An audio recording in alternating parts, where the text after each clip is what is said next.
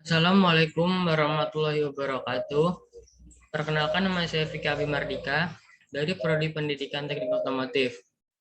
Pada kesempatan kali ini, saya akan mempresentasikan tentang pemanfaatan AI dalam bidang otomotif, yaitu Connect Ride dan teknologi mobil dengan kecerdasan buatan. Apa kalian tahu apa itu AI? Mungkin banyak dari kalian tidak tahu apa itu AI. AI atau Artificial Intelligence adalah kecerdasan yang ditambahkan kepada suatu sistem yang bisa diatur dalam bentuk konteks ilmiah atau bisa disebut intelijensi artifisial. Didefinisikan sebagai kecerdasan entitas. AI merupakan program komputer yang dirancang mengikuti tindakan dan pola pikir manusia.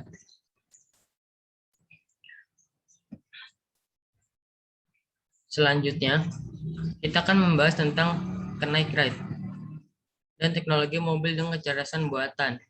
Connect Ride menjadi tontonan yang mencengangkan pada waktu di Indonesia. David Hasselhoff yang berperan sebagai Michael Connect selalu dibantu oleh Connect Industries 2000 KITT. KITT bukanlah manusia, tapi adalah mobil. Mobil cerdas yang bisa berbicara dan menjalankan segala perintah dari Michael. KITT juga bisa melaju sendiri tanpa orang lain di balik kemudi atau swakemudi. Semua itu imaji dari Glenn Larson, selalu kreator Connect Ride yang sudah tayang lebih dahulu di awal 1980 di Amerika Serikat. Kemampuan komputer atau robot yang dikendalikan oleh Connect Ride itu sangat mirip sekali seperti manusia pada umumnya. Kecerdasan buatan atau Artificial Intelligence (AI). Artificial Intelligence sebagai kemampuan komputer atau robot yang dikendalikan komputer melakukan tugas yang umumnya terkait dengan tugas makhluk cerdas seperti manusia. Big data menjadi salah satu aspek penentu perkembangan AI hari ini. Semakin banyak dan semakin beragam data yang diolah membuat komputer akan lebih mampu meniru tindak tanduk manusia. Nah, ini berikut contoh mobil cerdas buatan dari Jepang. Yes.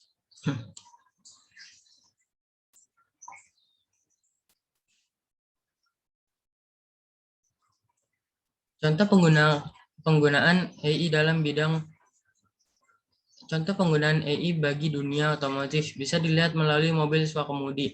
Kamera beresolusi tinggi, beragam sensor, dan LiDAR digunakan untuk mengumpulkan data sebagai bagian dari big data, dan selanjutnya diproses oleh komputer yang tertanam di dalam mobil untuk menentukan tiap langkah berkendara mobil swakemudi. Penggunaan AI pada mobil dapat dikategorikan dalam dua kategori utama. Pertama, AI sebagai innovation human interface. Dalam kategori ini, AI berfungsi sebagai berikut ini. Yang pertama itu sebagai information human interface. Dalam kategori ini, AI berfungsi sebagai sistem pendukung beragam layanan digital agar bekerja lebih baik.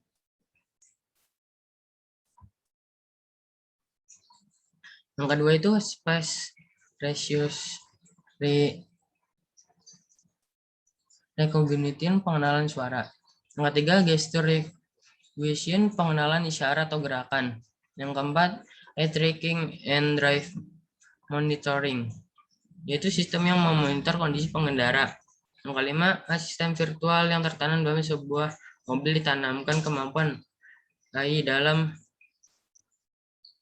agar bisa bekerja lebih baik dan melayani pengemudi maupun penumpang sebuah mobil. Yang keenam, Advanced Drive Assistance System ADAS, dan sebagai pendukung utama sistem mobil swakemudi. AI itu sesungguhnya telah lama diterapkan oleh industri otomotif. Oleh Buskim dalam jurnal berjudul Intelligent System in the Automotive Industry.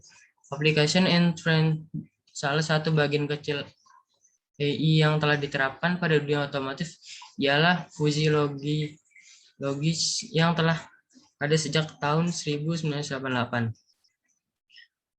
Fusi logis secara sederhana merupakan konsep untuk memecahkan masalah pada peristiwa fusi logis.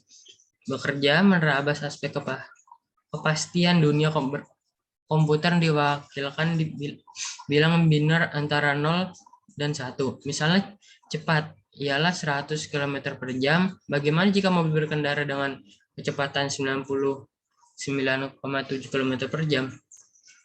Uji logis membuat mengatasi permasalahan demikian. Sistem pengereman anti-lock brake system atau ABS, sistem transmisi otomotif yang ada pada mobil memanfaatkan fisiologi untuk bekerja. Bagian kecil lainnya dari AI yang digunakan dunia otomotif adalah sensor berbasis jaringan syaraf yang telah disematkan pada mobil mewah Aston Martin DB9 pada 2003. Sensor tersebut berguna untuk melakukan analisis kerusakan secara lebih tepat dan cepat. Bagian-bagian bentuk AI telah tertanam pada mobil. Berbagai teknologi mobil KITT yang dikenal dalam layar kaca sejatinya adalah sebagai terrealisasi, setidaknya hingga kematian Glenn A. Larson pada 2014. Glenn A. Larson memang tidak sempat menyaksikan seluruh kreasinya.